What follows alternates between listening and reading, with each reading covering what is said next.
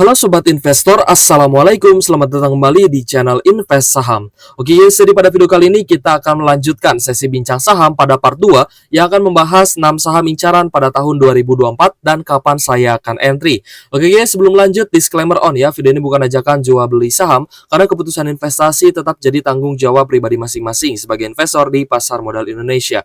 Dan di akhir video nanti kita akan rekap guys ya, 11 saham yang menjadi incaran di tahun 2024 ini beserta dengan prediksi dividen ya dari saham-saham yang akan kita bahas di video ini.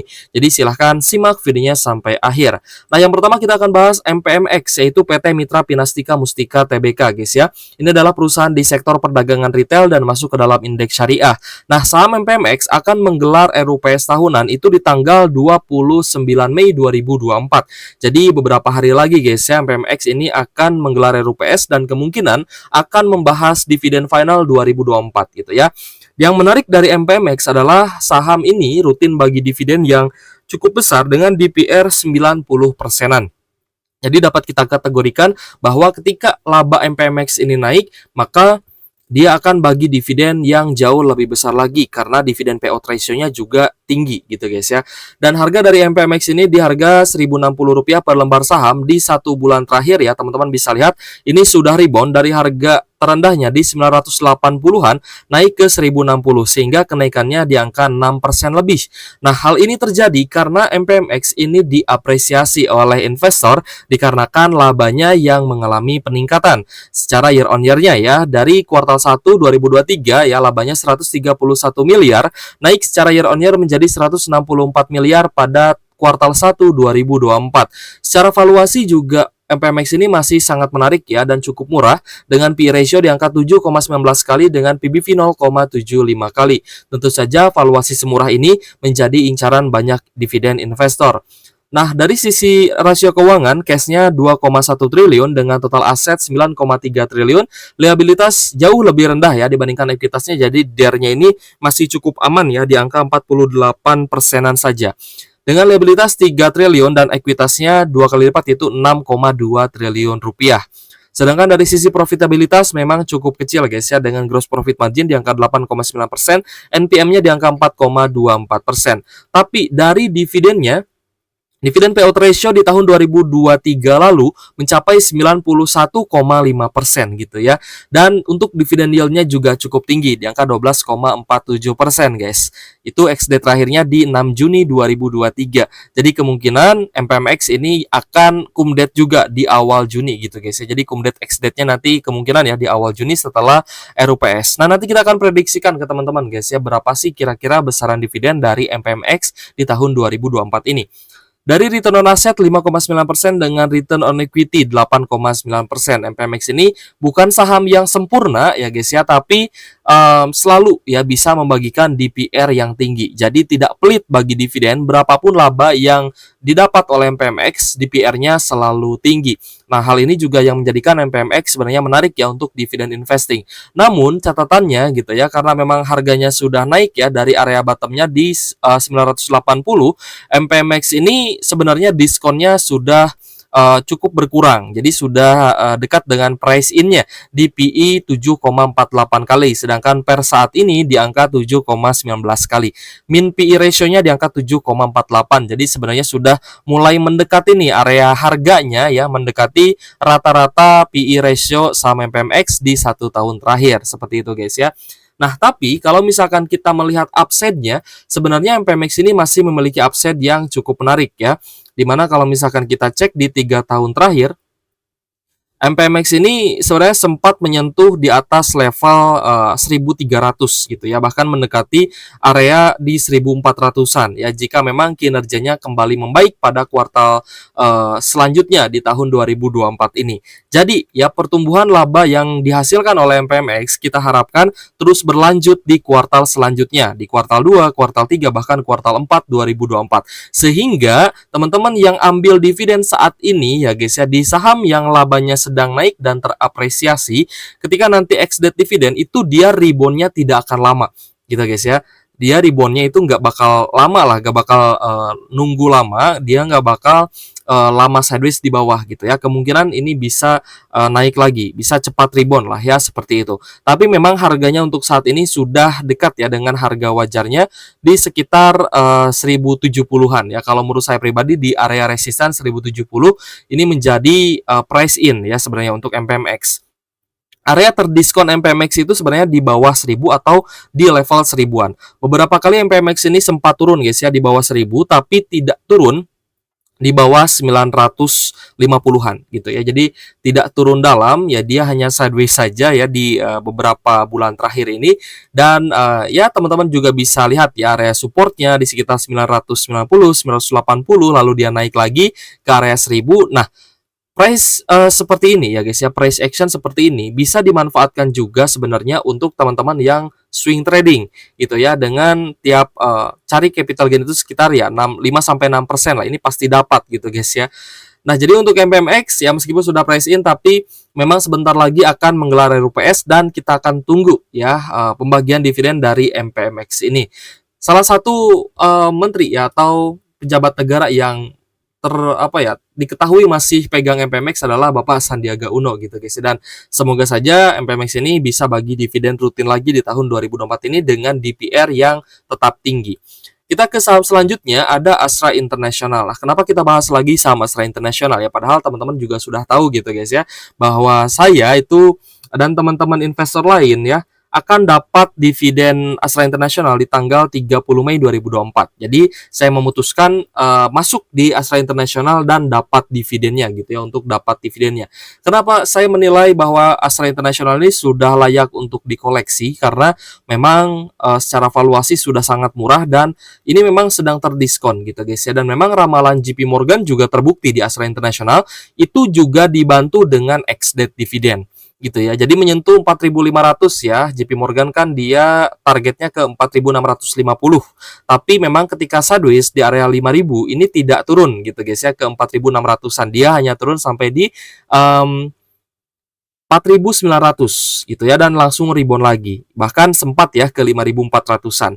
Nah, tapi ketika dividen ya ini terjadi ya, analisa yang diberikan oleh JP Morgan itu terjadi ya karena terbantu dengan adanya ex-date dividend, dan itu pun sebenarnya hal yang wajar gitu guys ya. Tapi kita melihat guys ya, setelah ex-date dividennya Astra International ini sudah mulai rebound lagi sebenarnya, karena Astra International memang meskipun harga sahamnya anjlok di 1 tahun terakhir ya, turun 28,64%, tapi secara usaha ya itu memang sedang ekspansif gitu guys ya, sedang melakukan ekspansi ke charging station untuk mobil listrik dan kendaraan listrik yang memerlukan charging station. Jadi memang ekosistem dari mobil listrik ya, Astra International ini meskipun bukan pemain utama di bidang mobil listrik ya, tapi tetap di sektor mobil hybridnya ini masih juara gitu guys ya. Meskipun tidak menjadi juara di sektor mobil listrik atau BEV ya guys ya, baterai electric vehicles, tapi Astra International ini dia masih ekspansi dan ibaratnya membangun charging station, yaitu bernama Astra Auto Power gitu. Dan kita melihat memang di tahun 2024 ini laba dari Astra International itu masih ditopang ya oleh unit usahanya di sektor batubara yang digarap oleh WNTR, penjualan alat berat, dan juga sektor finance-nya itu masih berkembang gitu guys ya. Jadi kita melihat Astra International ini masih cukup strong ya, meskipun harga sahamnya juga sedang turun, tapi kemungkinan ya saya akan terus cicil beli Astra International di harga murahnya gitu ya. Jadi ketika ada pemasukan gitu guys ya, nanti kita akan dollar cost averaging lagi, dan tidak ada salahnya ya karena DPR dari Astra International juga cukup menarik, dividennya juga cukup oke, kemarin dapat 8%, dan nanti di Oktober gitu guys ya, di Oktober juga ketika mendekati masanya pemangkasan suku bunga, nah maka Astra International juga masih akan bagi dividen interim karena kan 2 kali bagi dividen, seperti itu guys ya. Astra International kalau misal kita cek secara valuasi ini sangat menarik ya, seperti yang tadi saya katakan, nanti kita akan cek juga ya PE ratio di angka 6,39 kali dengan PBV 0,92 kali. Silahkan teman-teman analisa kembali guys ya, dan jangan memutuskan membeli saham hanya karena menonton video ini. Teman-teman harus menganalisa secara mandiri ya, dan kembali lagi disclaimer on. Oke guys, untuk capaian laba di kuartal 1 2024 memang mengalami penurunan ya guys ya dibandingkan dengan kuartal 1 2023 yang sebesar 8,7 triliun turun menjadi 7,4 triliun. Ya namun memang pendapatan Astra International di tahun 2023 itu sedang tinggi-tingginya, itu sedang all time high gitu guys. Dan kita melihat dari kenaikan harga batu bara juga ini punya prospek yang cukup bagus ya untuk kenaikan laba dari UNTR dan juga Astra International tentunya. Nah, dari sisi cash ya, 47,6 triliun dengan aset 460 triliun, liabilitas 198 triliun, dan ekuitasnya 207 triliun guys ya. Ini DER-nya juga sebenarnya masih aman. Dengan profitabilitas gross profit margin 21% dan net profit margin di angka 9,19%. Nah, teman-teman juga harus tahu bahwa anak usaha dari Astra International yaitu UNTR itu juga kemarin memang sedang ekspansifnya ya, mengakuisisi tambang nikel NIC, lalu juga EBT gitu guys. Dan terakhir ya isunya akan menadah right isunya NCKL yang memiliki smelter nikel terbesar gitu guys. Jadi ya sebenarnya perusahaannya ini masih bagus, masih ekspansif gitu ya. Tapi memang dari penjualan otomotifnya sedang turun gitu ya. Itu karena daya beli masyarakat yang juga tertekan ya akibat dari ketatnya suku bunga acuan, apalagi suku bunga acuan The Fed memang belum turun. Nah, dividen yield 1 tahunannya itu mencapai 11%-an ya, dengan dividen final ya kemarin dapat 8%, kemungkinan di tahun ini juga akan bagi dividen interim lagi. Ya kalau misalkan dividen interimnya di angka 3% atau 4% ya kita dapatlah 11 sampai 12%-an ya untuk dividen tahunan dari Astra International. Nah, lalu return on asset di angka 7% dan return on equity di angka 15,74%. Ini masih sangat menarik sebenarnya guys ya untuk Astra International. Apalagi jika momentumnya pas, Astra International ini bisa bagi capital gain yang cukup tinggi, bahkan di atas 30% jika memang rebound lagi harganya gitu guys. Dan saya yakin ya, tidak ada saham yang selamanya turun gitu guys ya. Kecuali memang perusahaannya itu labanya terus turun gitu ya. Tapi kalau misalkan ada potensi kenaikan, dia ekspansif gitu guys ya, kita yakin bahwa suatu saat labanya akan membaik dan harga sahamnya juga akan naik lagi. Ya makanya untuk style investasi yang saya gunakan sebenarnya saya selalu bottom fishing ya, dan juga menunggu momentum sebuah saham itu jatuh ke area terendahnya. Mungkin ada beberapa saham lagi yang akan saya incar ya menunggu kuartal 2 2024, tapi kurang pas lah kalau misalkan kita bahas di kuartal 1 ini. Ya kita masih nunggu lah laporan keuangan kuartal 2-nya gitu ya untuk saham-saham yang lainnya juga. Nah, untuk Astra International min PE ratio-nya di angka 7,74 ya guys ya, which is itu di harga 6.300-an ya. Berarti target pertama untuk Astra International adalah di 6.300, baru bisa menuju ke target selanjutnya. Kalau misalkan memang all time high ya guys ya di atas 7.000, di atas 8.000, nah itu baru sebenarnya waktu yang tepat untuk kita lepas ya secara capital gain. Tapi kalau dividen investing ya dan tidak naik all time high, sebenarnya lebih baik di hold saja dan dapat dividen rutin ya dari Astra International. Di mana Astra International ini bagi dividen ya yieldnya di atas saham-saham perbankan. Dari sisi dividen yield itu sangat worth it lah ya teman-teman. Ibaratnya investasi di saham yang memiliki stabilitas yang cukup tinggi. Nah, kalau misalnya kita perhatikan guys ya, PE ratio saat ini di angka 6,39, sedangkan rata-ratanya di angka 7,74 sepanjang tahun ya, satu tahun terakhir ini. Sedangkan harga saat ini di 4.700, kita menilai memang ini masih cukup menarik ya guys ya. Beli di bawah 4.800, beli di bawah 4.700 itu harga yang cukup murah untuk Astra International. Selanjutnya kita akan bahas saham Hexa, yaitu PT Hexindo Adi Perkasa Tbk. Ini adalah salah satu perusahaan penjualan alat berat guys ya. Dan Hexa ini kalau misalnya kita perhatikan ya di harga 6.000 di satu tahun terakhir ya, kita coba cek. Di satu tahun terakhir harganya sudah naik ya guys ya, dari bottoming sebelumnya di Oktober dan November ini dia sempat sideways ya di sekitar dekat dengan 5.500, mungkin di 5.400-an ya. sekitar 5.400-an dia sideways dan mulai nanjak lagi nih guys ya, tembus di atas 5.500 sampai pernah ya guys ya tembus di 6.400-an mungkin ya, 6.300 6.400. Dan harga saat ini closing di 6.000. Nanti kita akan bahas ya apakah Hexa ini sudah saatnya kita entry atau kita masih menunggu dan kita akan menawar harga dari saham Hexa ini. Hexa juga kita ketahui bahwa ini adalah saham yang rutin bagi dividen dengan dividen payout ratio yang cukup tinggi. P ratio di angka 5,57 kali dengan PBV 1,93 kali. Dari valuasi masih sangat menarik, tapi nanti kita akan tentukan titik entry di saham Hexa gitu ya. Apakah kita masih wait and see atau sudah boleh cicil beli. Nah, untuk net income-nya memang agak sedikit berbeda gitu guys. Di mana saham-saham lain memang sudah rilis ya laporan keuangan kuartal 1 2024, tapi untuk Hexa karena ini adalah basisnya di Jepang, jadi kita masih menunggu gitu guys ya laporan keuangan kuartal 4 2024. 2023 ya. Tapi memang secara annualize ini sudah bisa kita proyeksikan, sudah bisa kita prediksikan untuk besaran dividen yang akan dibagikan oleh saham Hexa. Meskipun hanya berdasarkan proyeksi, tapi minimal kita tahu guys ya kira-kira berapa nih dividen dari saham Hexa. Kalau kita mengacu dari EPS memang berpotensi akan mengalami kenaikan karena EPS-nya juga naik ya.